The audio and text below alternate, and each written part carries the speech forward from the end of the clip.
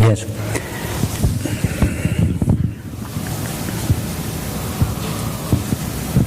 Let me share an experience with you that I had recently, which is very close to what you're saying.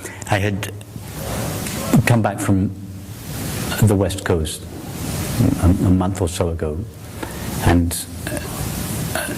had a space of about 10 days where there were no demands on my time, and I had been very tired with jet lag, and so I was just living very quietly with Ellen in our apartment in Oxford. My only obligations were to spend time with my son, who lives over the road from us, and so he would come over each day, or I would go over and see him for a few hours, and then I would come back to our apartment, and it was very quiet. I was finishing writing my book, so it was a very quiet, contemplative, restful time. And then I got a call from an old client that we're doing a project for in the pottery, and he's an extremely demanding client, very nice man, but very demanding and not the easiest character to interact with. I had to go to London to meet with him. I knew it wasn't really necessary to go to London to have the meeting. It could easily have been done over the phone. But I felt that it was the right thing to do in this relationship. We're doing a big project for him, so I went on the train to his offices in Kensington, and I was struck. It shocked me because it was so long. Actually, it was only 10 days or so that I had really been out into the world to engage with it, and I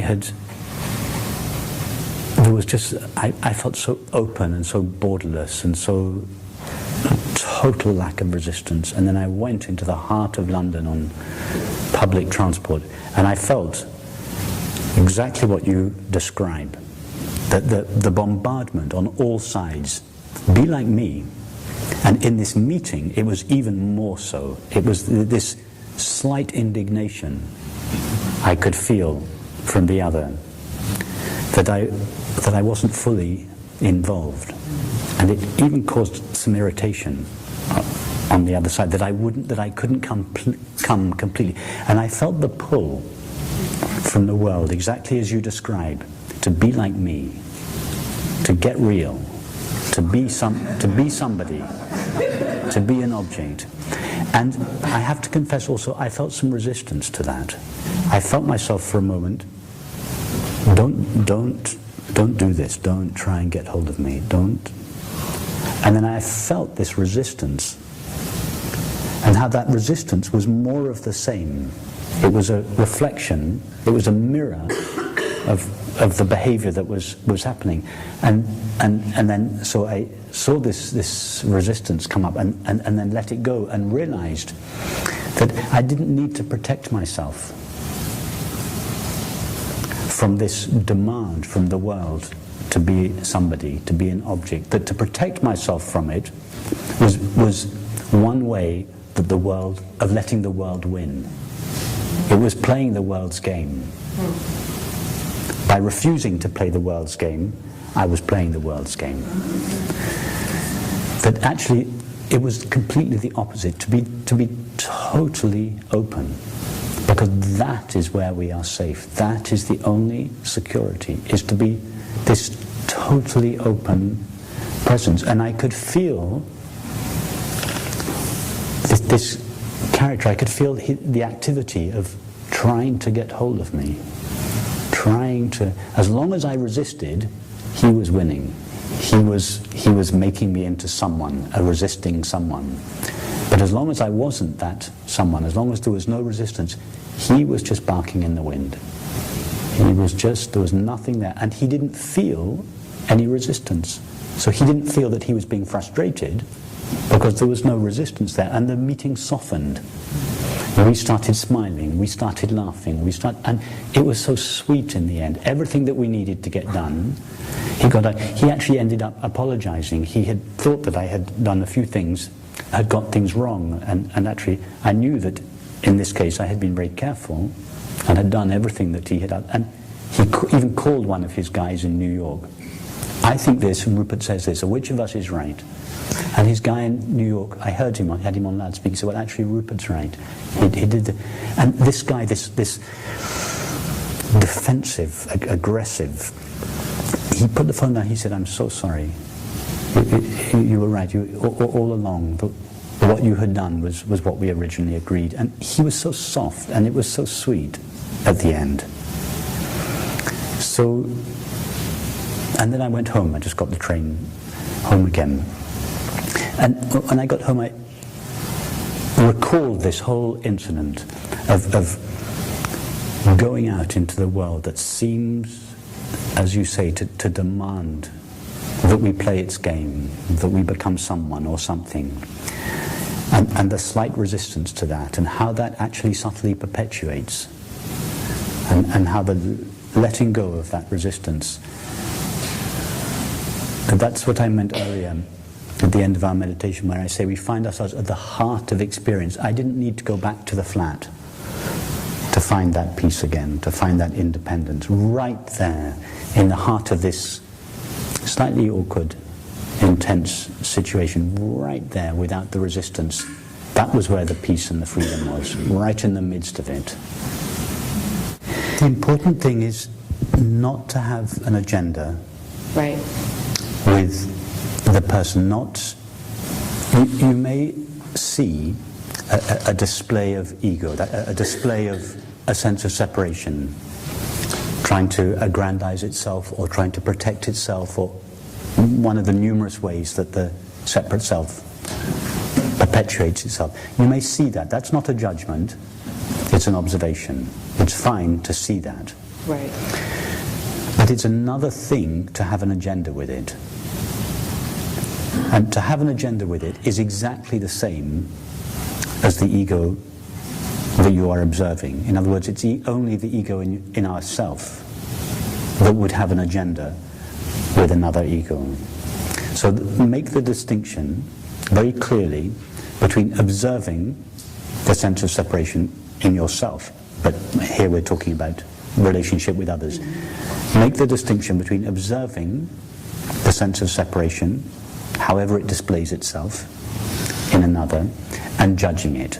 Right. Awareness does the observing, the separate self does the judging. Yeah? That's the difference.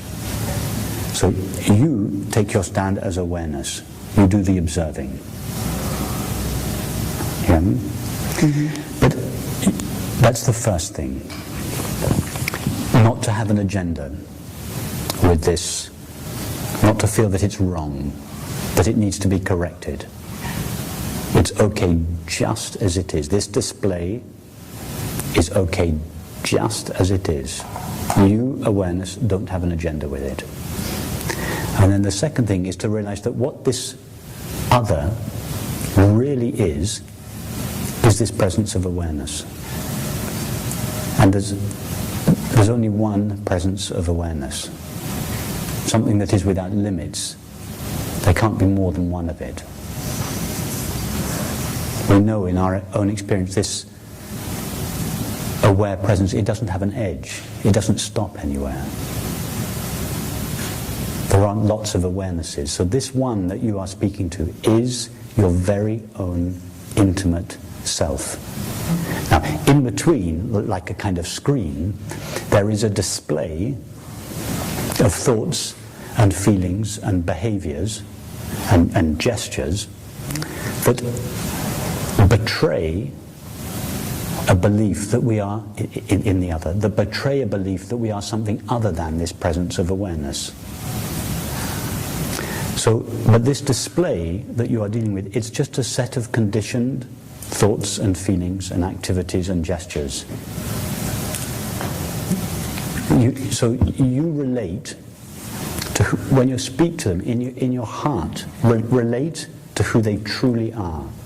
Don't buy their story that they are a separate self, that they don't reject it, don't judge it and reject it, but don't buy it.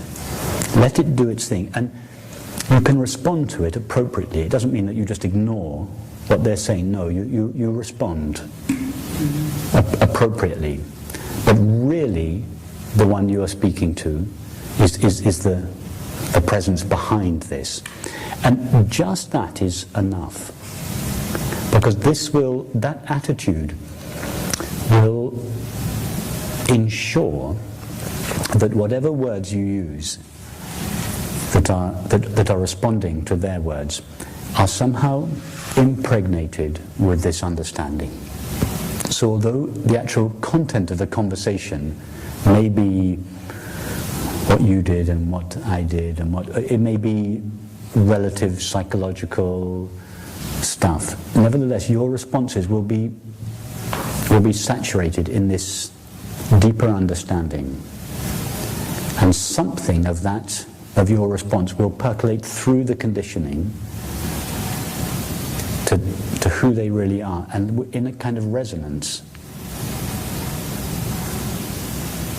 who they really are. It's as if they wake up. This gentleman that I was meeting in London the other day, when his guy in New York told him that actually he had made a mistake, so right there he had been, for 10 minutes he'd been telling me that I had got it wrong, and then right there on the loudspeaker on the phone, his guy told him, no, you made a mistake.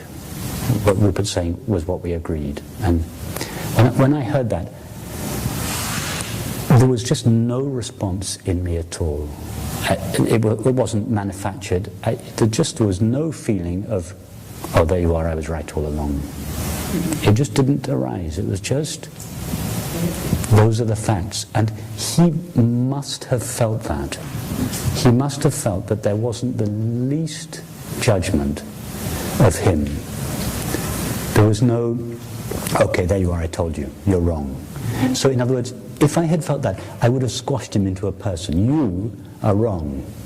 And I was, and he would have felt, even if I had felt it, he would have felt diminished. He would have been made into a person.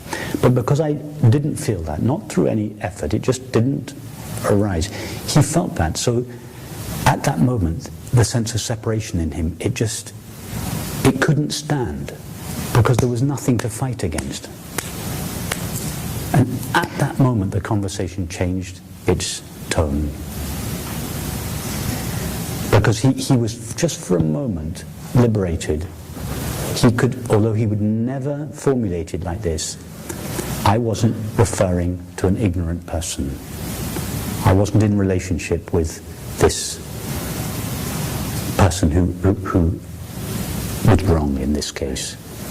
And he was and I could see it on his face, that the whole tone, the body language, everything changed.